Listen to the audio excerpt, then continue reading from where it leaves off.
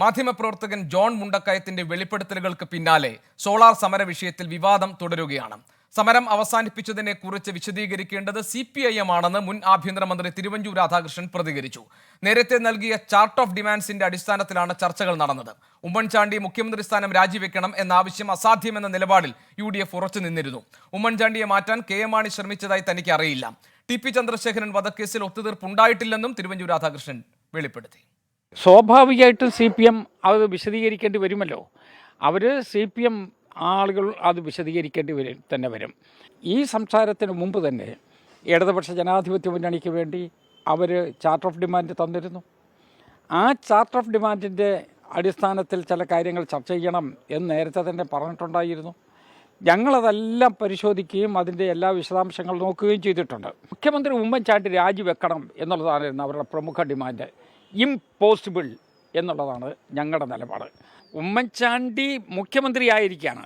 ആ ഉമ്മൻചാണ്ടി അവിടെ നിന്ന് മാറ്റണം എന്ന് മാണി സാർ ആലോചിച്ചിട്ടുണ്ടോ എന്ന് എനിക്കറിയില്ല. അദ്ദേഹത്തിൻ്റെ സ്വഭാവത്തിന് ആലോചിക്കാൻ സാധ്യതയില്ല എന്ന് തന്നെയാണ് എൻ്റെ വിശ്വാസം. TP ചന്ദ്രശേഖരൻ കേസിൻ്റെ ഒരു ഹിസ്റ്ററി നിങ്ങളുടെ അടുത്ത് നോക്കിയാൽ മതി.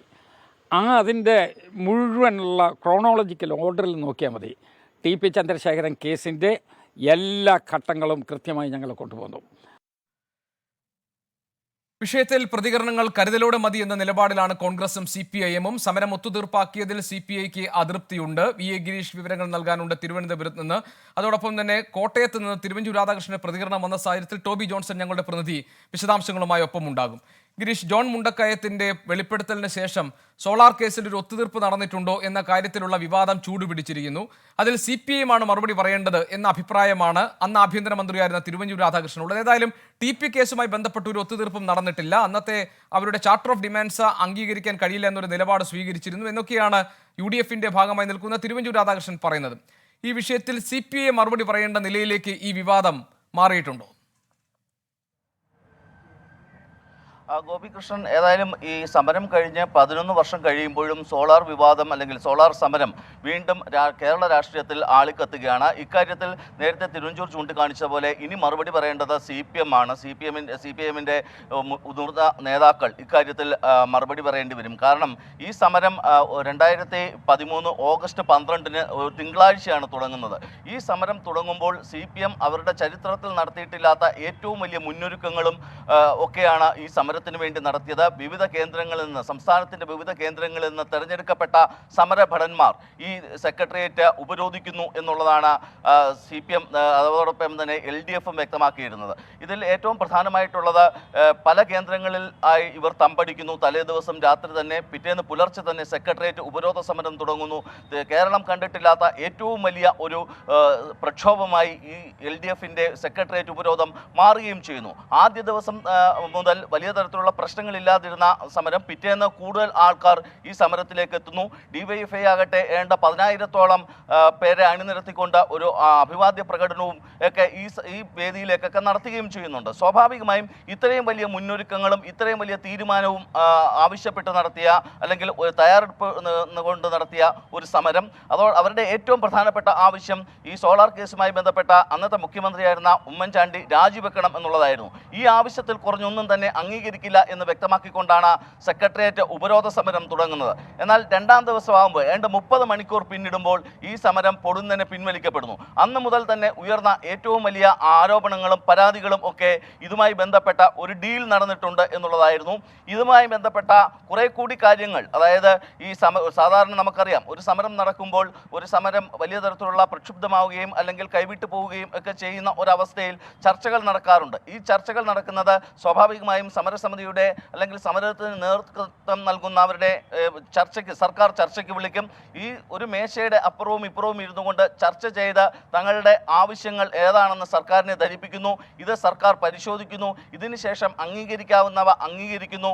ഇങ്ങനെ ഒരു സമരം ഒത്തുതീർപ്പിലേക്കൊക്കെയാണ് ഇതിനു മുമ്പും ഇതിനു ശേഷവുമൊക്കെ പല സമരങ്ങളും കടന്നുപോയിട്ടുള്ളത്. എന്നാൽ ഇതിനൊക്കെ പുറത്തേക്ക്, ഈ സമരത്തിനൊക്കെ അപ്പുറത്തേക്ക് ചില ബാഹ്യമായ ഇടപെടലുകൾ ഉണ്ടായി എന്നുള്ളൊരു വെളിപ്പെടുത്തൽ സ്വാഭാവികമായും LDF-നെ സംബന്ധിച്ചിടത്തോളവും അതോടൊപ്പം തന്നെ UDF-നെ സംബന്ധിച്ചിടത്തോളവും വലിയ ഒരു ഇവരെ രണ്ടുപേരെയും പ്രതിക്കൂട്ടിലാക്കുന്ന ഒരു സംഭവം തന്നെയാണ്. കാരണം എന്ത് ഒരു ഡീലാണ് നടന്നത്, അല്ലെങ്കിൽ ഇത്തരം ബാഹ്യമായ ചർച്ചകൾ എന്തിനു നടത്തി എന്ന CPM-ന്റെ പ്രവർത്തകരും അനുഭാവികളും ഒക്കെ തന്നെ കഴിഞ്ഞ ദിവസം മുതൽ സോഷ്യൽ മീഡിയയിലെല്ലാം തന്നെ വളരെ ഗൗരവത്തോടെ ഈ വിഷയത്തെ സമീപിക്കുകയും കൈകാര്യം ചെയ്യുകയും ചെയ്യുന്നുണ്ട്.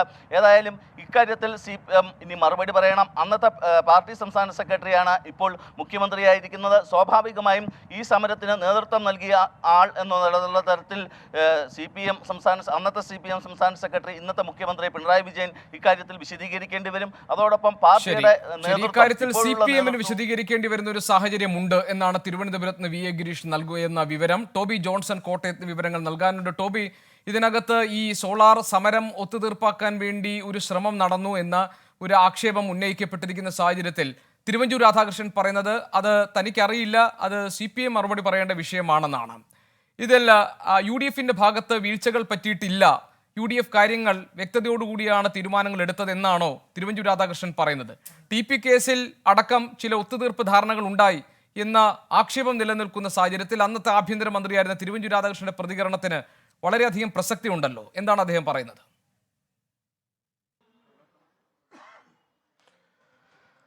ഗോപി, തീർച്ചയായിട്ടും തിരുവഞ്ചൂർ രാധാകൃഷ്ണൻ അന്നത്തെ ആഭ്യന്തരമന്ത്രി, അദ്ദേഹത്തിന്റെ വാക്കുകൾ, അദ്ദേഹം നടത്തിയ നീക്കങ്ങൾ അല്ലെങ്കിൽ സർക്കാർ നടത്തിയ നീക്കങ്ങളിൽ ഒരു തെറ്റുമില്ല. ഇത്തരത്തിൽ മുഖ്യമന്ത്രിക്കെതിരെയും സർക്കാരിനെതിരെയും ഒരു ആരോപണം വരുന്നു, ഒരു വലിയ പ്രതിഷേധം വരുന്നു, സമരം വരുന്നു. അങ്ങനെയുള്ള ഒരു സാഹചര്യത്തിൽ ഇത് ഒത്തുതീർപ്പാക്കാൻ വേണ്ടിയുള്ള ചില നീക്കങ്ങൾ നടത്തുന്നത് സ്വാഭാവികമാണ് എന്നുള്ള തരത്തിലുള്ള പ്രതികരണം തന്നെയാണ് തിരുവഞ്ചൂർ രാധാകൃഷ്ണന്റെ ഭാഗത്തു നിന്നും ഉണ്ടായത്. എന്നാൽ ഈ സമരം ഒത്തുതീർപ്പാക്കാനുള്ള നീക്കം സർക്കാർ നടത്തുമ്പോൾ അല്ലെങ്കിൽ UDF നടത്തുമ്പോൾ അതിൽ കൂടുതൽ ഇതിന്റെ ഒരു ആവശ്യം ഉണ്ടായിരുന്നത് LDF-നാണ്, CPM-നാണ് എന്നുള്ള ഒരു കാര്യമാണ് തിരുവഞ്ചൂർ രാധാകൃഷ്ണൻ പറഞ്ഞു വെക്കുന്നത്. അതുകൊണ്ട് തന്നെയാണ് ഈ കാര്യത്തിൽ ഒരു വിശദീകരണം CPM-ന്റെ അണികൾക്ക് നൽകണമെന്ന് അദ്ദേഹം പറയുന്നത്. കാരണം ഈ വിഷയത്തിൽ മറ്റ് ചർച്ചകളിലേക്കോ വിവാദങ്ങളിലേക്കോ പോകേണ്ട ആവശ്യമില്ല. കാരണം ചർച്ച നടന്നത് സർക്കാരിന്റെ ആവശ്യമായിരുന്നു. ജോൺ ബ്രിട്ടാസിനെ ബന്ധപ്പെട്ടു എന്ന് പറയുന്നത് അദ്ദേഹം തള്ളിപ്പറയുന്നില്ല. ചെറിയാൻ ഫിലിപ്പിന്റെ ഫോൺ വഴിയാണ് ബന്ധപ്പെട്ടതെന്ന് പറയുന്നതിൽ അദ്ദേഹം അതിനെ തള്ളിപ്പറയുന്നില്ല. അങ്ങനെ ആ ഒരു പ്രോസസ്സിനെ ഒന്നും തന്നെ തള്ളിപ്പറയുന്നില്ല. പക്ഷേ പ്രധാനപ്പെട്ട ഒരു ആവശ്യം എന്ന് പറയുന്നത് LDF-ന്റെ മുഖ്യമന്ത്രി രാജിവെക്കണം എന്നുള്ളതായിരുന്നു. അതിൽ നിന്ന് പിന്നോട്ട് പോയത് എങ്ങനെ എന്നുള്ളൊരു ചോദ്യം തന്നെയാണ് പല കോണുകളിൽ നിന്നും ഉയർന്നു കേൾക്കുന്നത്. അതുകൊണ്ട് തന്നെ ആ വിഷയത്തിൽ CPM-ന് എന്താണ് പറയാനുള്ളത് എന്നുള്ള കാര്യത്തിലാണ് ഒരു വ്യക്തത വരേണ്ടത്. അതുകൊണ്ട് തന്നെയാണ് CPM ഇക്കാര്യത്തിൽ ഒരു വിശദീകരണം നൽകേണ്ടത് എന്നാണ് തിരുവഞ്ചൂർ രാധാകൃഷ്ണൻ പറഞ്ഞു വെക്കുന്നത്.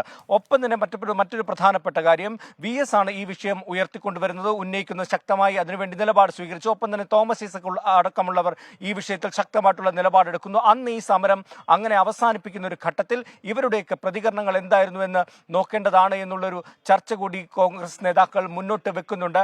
അതുകൊണ്ട് തന്നെ വരും ദിവസങ്ങളിൽ ഇത് ചർച്ചയാകും. അത് കൂടുതൽ പ്രതിരോധത്തിലാക്കുന്നത് CPM-നെ തന്നെയാണ് എന്നുള്ള കാര്യത്തിൽ യാതൊരു സംശയവുമില്ല. ഇത്തരത്തിലുള്ള ഒരു കോംപ്രമൈസ് നടന്നു, LDF UDF നടത്തി എന്ന് പറഞ്ഞ് BJP അടക്കമുള്ളവർ പ്രചരണം നടത്തുന്നുണ്ട്. ആ ഒരു കാര്യങ്ങൾ ചോദിച്ചപ്പോഴാണ് അദ്ദേഹം പറഞ്ഞത് അത് സർക്കാരിന്റെ ഭാഗത്ത് നിന്ന് അത്തരത്തിലൊരു നീക്കം നടത്തേണ്ടത് അന്നത്തെ ആവശ്യമായിരുന്നു. കാരണം 2 സീറ്റ് മാത്രമാണ് അന്ന് കൂടുതലായിട്ടുണ്ടായത്. അപ്പോൾ ആ ഒരു സീറ്റിൽ പലപ്പോഴും സർക്കാർ താഴെ പോകാനുള്ള സാഹചര്യം അടക്കം, അതായത് VS പറഞ്ഞ ചില വാക്കുകൾ ഉദ്ധരിച്ചുകൊണ്ടാണ് തിരുവഞ്ചൂർ ഈ പ്രതികരണം നടത്തിയത്.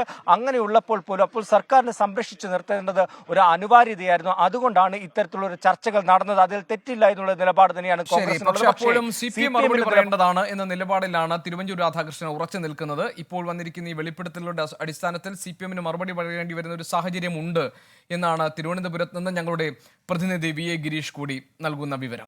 ലോകത്തെവിടെയായാലും ഏത് സമയത്തും 24 വാർത്തകളും ഓഗ്മെന്റഡ് റിയാലിറ്റി പാക്കേജുകളും എക്സ്പ്ലെയിനറുകളും വിശദമായി കാണാൻ ഞങ്ങളുടെ YouTube ചാനൽ നിങ്ങൾക്ക് സബ്സ്ക്രൈബ് ചെയ്യാം.